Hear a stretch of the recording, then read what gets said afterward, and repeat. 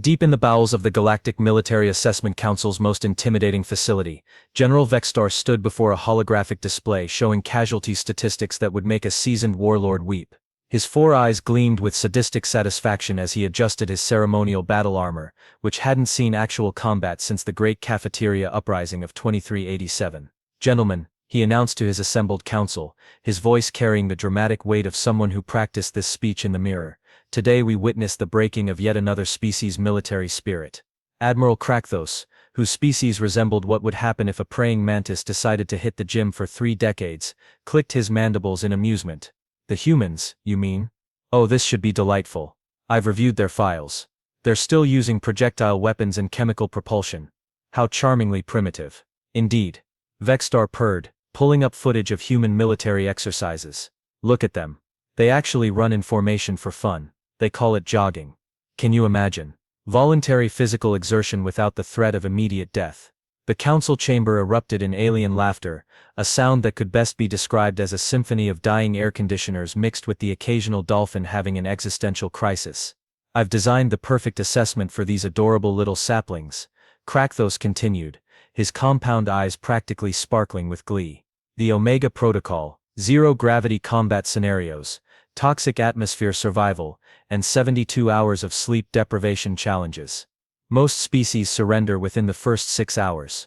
The record holder lasted 18 hours before curling up in a corner and sobbing for their parental units. Marvelous." Vexstar rubbed his hands together. "And the betting pool, currently running 3-to-1 odds on complete human breakdown within 4 hours. The optimists are betting on 6 hours, but frankly I think they're being generous." The massive doors to the assessment facility hissed open, and 3 figures walked in with the kind of casual confidence that suggested they'd either seen everything, or were too tired to care. Captain Jake Bulldog Murphy led the group, his weathered face carrying the expression of a man who'd been through military bureaucracy and lived to tell about it. Behind him, Sergeant Rita Tank Rodriguez cracked her knuckles with the enthusiasm of someone who'd been sitting in a transport ship for too long. Corporal Tommy Spark Williams brought up the rear, already surveying the facility with the keen eye of someone calculating blast patterns and structural weak points. "Ah, our test subjects have arrived," Vexstar announced, his voice booming across the chamber. "Welcome humans, to your assessment. I do hope you've said your goodbyes." Captain Murphy glanced around the intimidating facility, took in the ominous lighting, the dramatic architecture, and the aliens practically vibrating with anticipation. He turned to his team, then back to the council. "So," he said with the tone of someone ordering coffee, "is there a gift shop or do we get straight to the disappointing you part?" General Vexstar's 4 eyes narrowed simultaneously, a feat that would have been impressive if it weren't so utterly wasted on the unimpressed humans before him. He gestured dramatically toward a holographic display that materialized with enough smoke and lighting effects to make a rock concert jealous. "Behold," he declared, his voice rising to theatrical heights, "the Omega Protocol, the most grueling military assessment in galactic history. Phase 1. Zero-gravity combat against our most skilled warriors in an environment that will disorient and nauseate you beyond comprehension." Sergeant Rodriguez yawned audibly. "Oh good, I was getting tired of regular gravity anyway. Gets boring after a while." Vexstar's dramatic pause was thoroughly ruined, but he pressed on. "Phase 2. Survival in a toxic atmosphere that has claimed the lives of countless warriors. The very air will burn your lungs while you attempt to complete complex military objectives." "Define toxic," Corporal Williams interjected, pulling out a small notepad with the casual interest of someone checking a grocery list. "Sulfur dioxide, methane, trace amounts of chlorine gas," Admiral Krakthos rattled off proudly. Williams scribbled something down and showed it to Murphy, who squinted at it and nodded approvingly. "Tuesday in Detroit. Got it." The Alien Council exchanged worried glances. This wasn't going according to the script. "Phase 3, Vexstar continued, his voice now carrying a slight edge of desperation. 72 hours of continuous operation with zero sleep. Your minds will fracture, your bodies will betray you, and your spirit will break like glass against the rocks of impossibility." Captain Murphy checked his watch, a battered piece of Earth technology that had seen more action than most alien warships. 72 hours, you said? That's cute. Rodriguez, didn't we just finish a 96-hour exercise before we got on the transport? 98 hours, actually, Rodriguez corrected. But who's counting?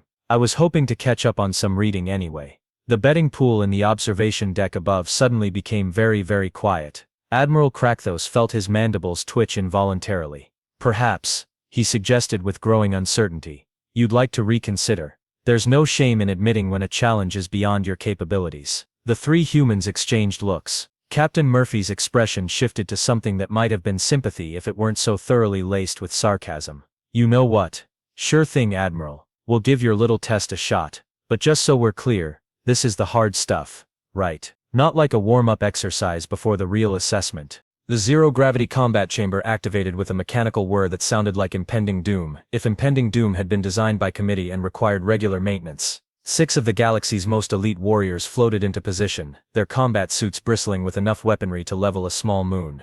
In the observation deck, General Vextar rubbed his hands together with the glee of someone about to witness a spectacular failure. Watch carefully, gentlemen. This is where the humans learn that real combat isn't like their primitive Hollywood movies.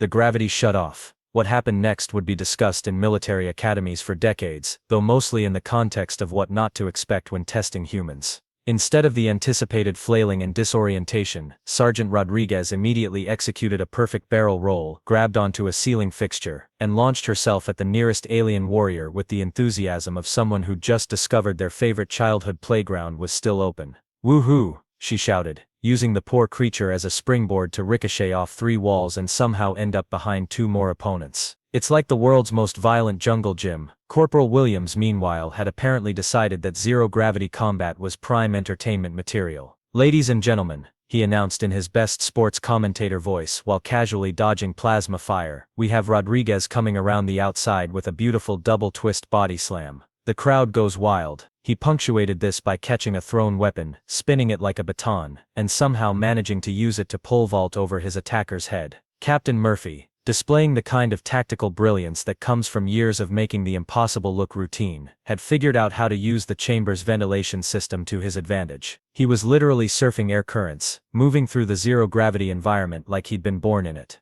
This is actually pretty relaxing, he called out, while simultaneously disarming 2 opponents. Kind of like underwater demolition, but with better lighting and less hypothermia. In the observation deck, Admiral Krakthos's compound eyes were beginning to vibrate with what could only be described as existential dread. They're enjoying this.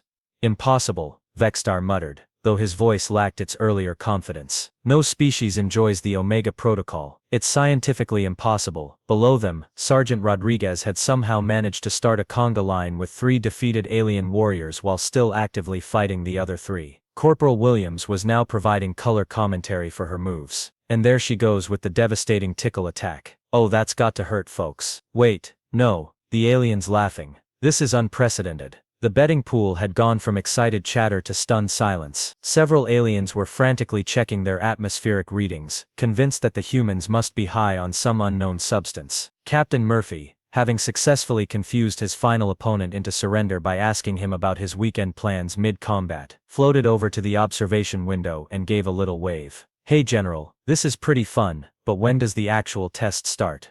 The toxic atmosphere chamber sealed with a hiss that sounded like the last breath of hope leaving General Vextar's thoroughly demoralized body. Banks of monitors displayed atmospheric readings that would make a hazmat team weep.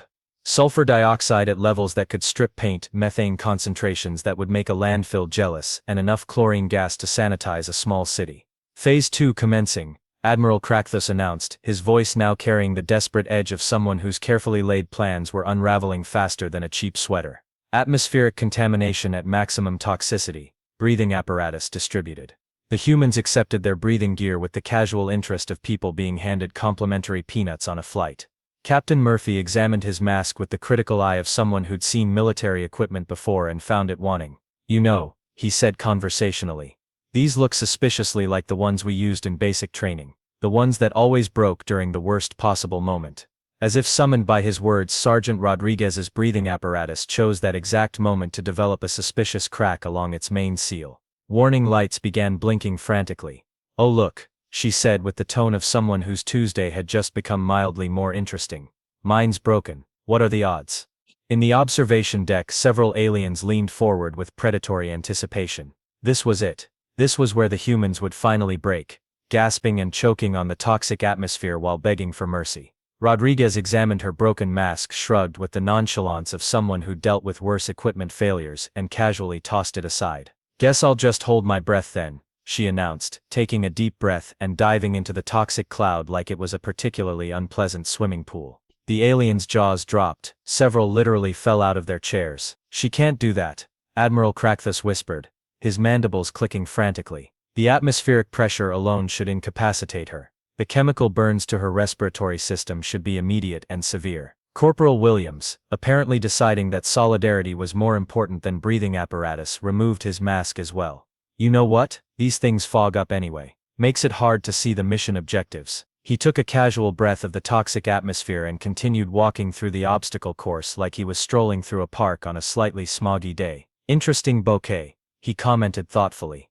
"Notes of industrial accident with hints of dumpster fire. Reminds me of that chemical plant we had to infiltrate in Belarus. At least this one doesn't have the added bonus of radioactive fallout." Captain Murphy, watching his team casually navigate what was supposed to be a lethal environment, finally sighed and removed his own breathing apparatus. "Well, if we're doing this the hard way again. Rodriguez, how long can you hold your breath?" "Current personal record is 11 minutes and 37 seconds, she replied without even sounding winded. "But I was underwater for that one. This is just Tuesday in LA during fire season."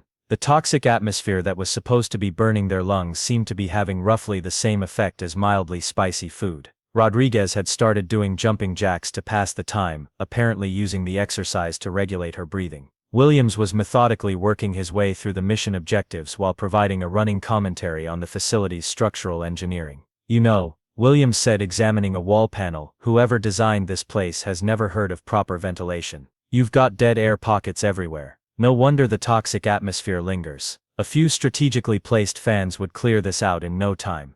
In the observation deck, General Vextar's 4 eyes were now twitching in unison. "How?" he whispered. "How are they not dying?" Captain Murphy, apparently having decided that the toxic atmosphere was more of a minor inconvenience than a deadly threat, had started planning improvements to the facility's layout.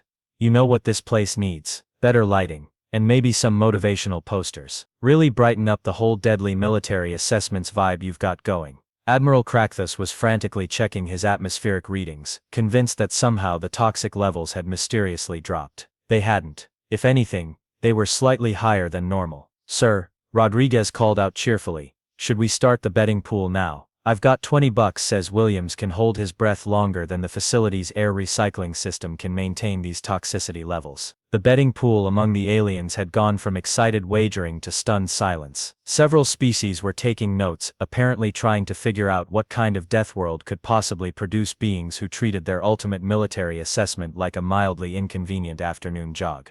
The sleep deprivation chamber was General Vextar's personal masterpiece of psychological warfare. Harsh strobing lights designed to prevent REM sleep, discordant audio frequencies that triggered anxiety responses in 97% of known species, and temperature fluctuations that would make a broken thermostat jealous. The coup de grace was a series of complex military scenarios that required split-second decision-making while operating on zero rest. 72 hours, Admiral Krakthos announced with the desperation of someone whose last hope was about to be crushed by reality. No sleep, no rest, no mercy.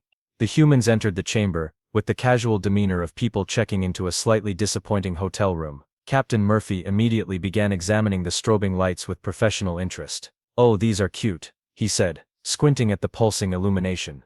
"Reminds me of that nightclub in Kandahar, where we had to extract the ambassador's nephew. Except those lights were actually synchronized to music." Sergeant Rodriguez had already claimed a corner and was unpacking what appeared to be a small arsenal of snacks from her tactical vest. "Anyone want some beef jerky? I've got the good stuff from that place in Texas. Figured we might get hungry during whatever this is supposed to be." "Actually," Corporal Williams said, settling down with the contentment of someone who'd found the perfect reading spot, "this lighting might be better than what we had on the transport. At least it's consistent. Remember those flickering emergency lights that kept shorting out?" In the observation deck, Admiral Krakthos was checking his chronometer with the obsessive frequency of someone watching their career implode in real time. "It's been 6 hours. They should be showing signs of fatigue by now." Instead, the humans appeared to be treating the sleep deprivation chamber like a 24-hour diner, with really aggressive ambiance. Rodriguez had somehow managed to start a card game using military supply requisition forms as playing cards. Williams was teaching the facility's AI system a series of increasingly complex card tricks, apparently having befriended the computer through what could only be described as aggressive technical support. "You know what your problem is," Williams was saying to the AI, his voice carrying the patient tone of someone explaining technology to their grandmother. "You're trying too hard. Card tricks are about misdirection, not computational complexity. Watch this." He proceeded to demonstrate a card trick so elaborate that even the facility's security cameras seemed to be following along with rapt attention. Captain Murphy, meanwhile, had appointed himself as the facility's unofficial efficiency consultant. "See, this whole sleep deprivation thing would work better if you had some actual mental challenges. Maybe some strategic planning exercises. Real-time tactical scenarios. This is just atmospheric irritation." He gestured at the strobing lights and discordant audio. "It's like someone designed this based on what they thought would be annoying, rather than what would actually test military readiness." By hour 18, the aliens in the observation deck were showing more signs of exhaustion than the humans. General Vextar had developed a nervous tic in his third eye, and Admiral Krakthos was stress-eating whatever the mantis equivalent of comfort food was. "They're not even tired," Vextar whispered in horror. "Look at them. They're organizing recreational activities." Indeed, Rodriguez had convinced the facility's automated defense systems to participate in what appeared to be a rousing game of 20 questions. The AI was currently trying to guess whether she was thinking of something bigger than a breadbox but smaller than a battleship. "Is it a human?" the AI inquired with the kind of curiosity that suggested it was genuinely enjoying the interaction. "Getting warmer," Rodriguez replied cheerfully.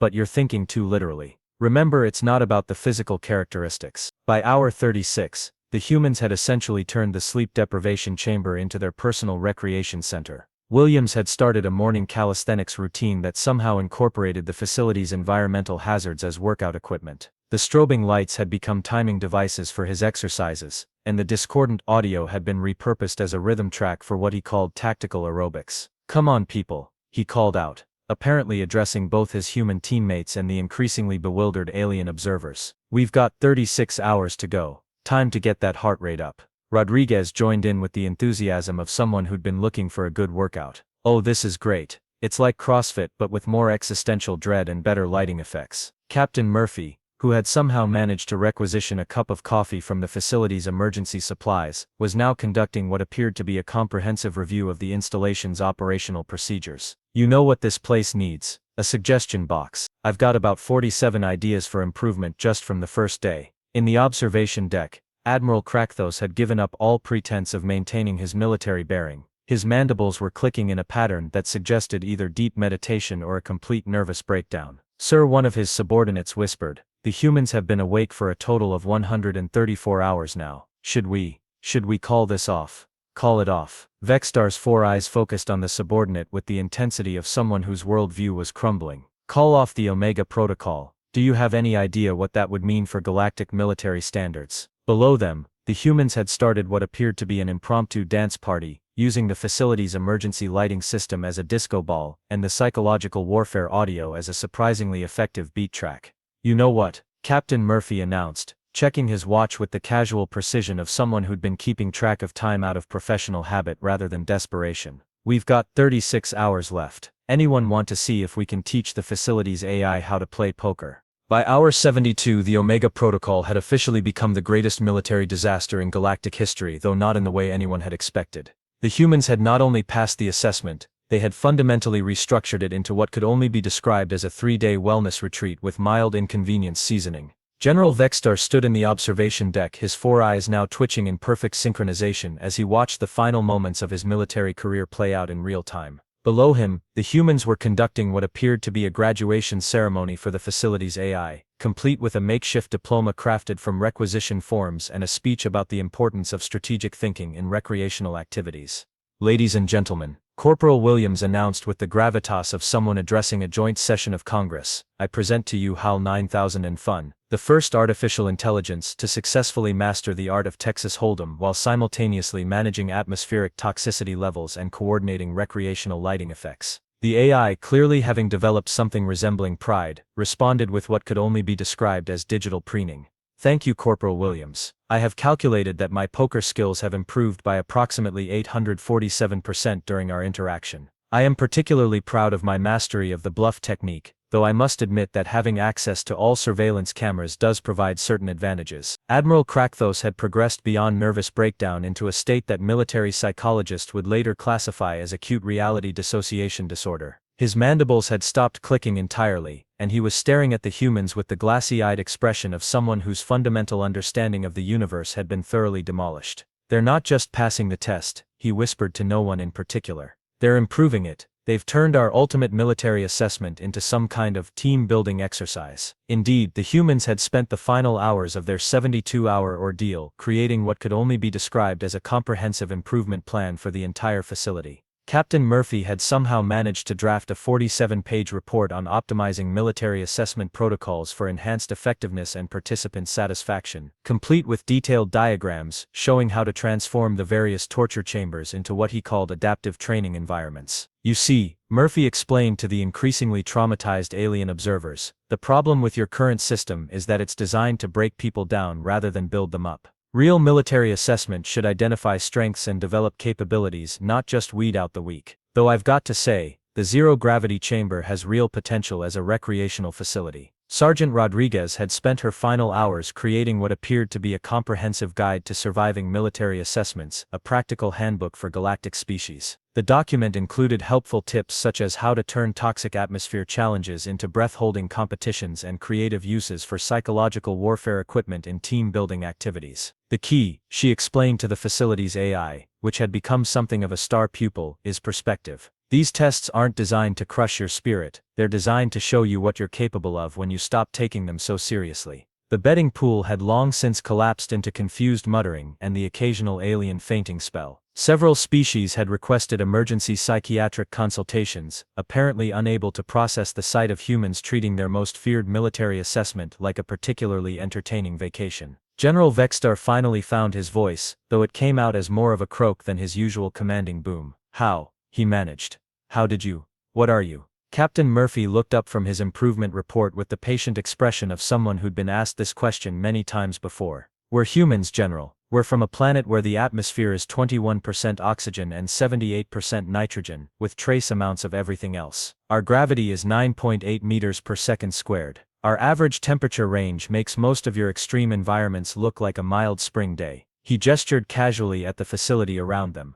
This is Tuesday, a boring Tuesday. You want to know what we consider challenging? Try surviving a Category 5 hurricane while conducting rescue operations in flood zones. Try performing surgery in a combat zone while under artillery fire. Try raising teenagers. The silence that followed was broken only by the sound of Admiral Krakthos's dignity finally giving up and leaving the building. "So," Rodriguez said cheerfully, "when do we get to design the next level of testing? Because I've got some ideas that would actually be fun. Maybe something involving actual challenges, like theoretical physics competitions or competitive cooking under pressure. You know, things that would actually test someone's capabilities rather than just their ability to endure unpleasantness." The Galactic Military Assessment Council would spend the next 6 months completely redesigning their testing protocols. The Omega Protocol was officially retired, and replaced with what became known as the Human Standard Assessment, though most species simply referred to it as the impossible test that somehow became fun. Captain Murphy's final report included a single recommendation that would become legendary in military circles across the galaxy.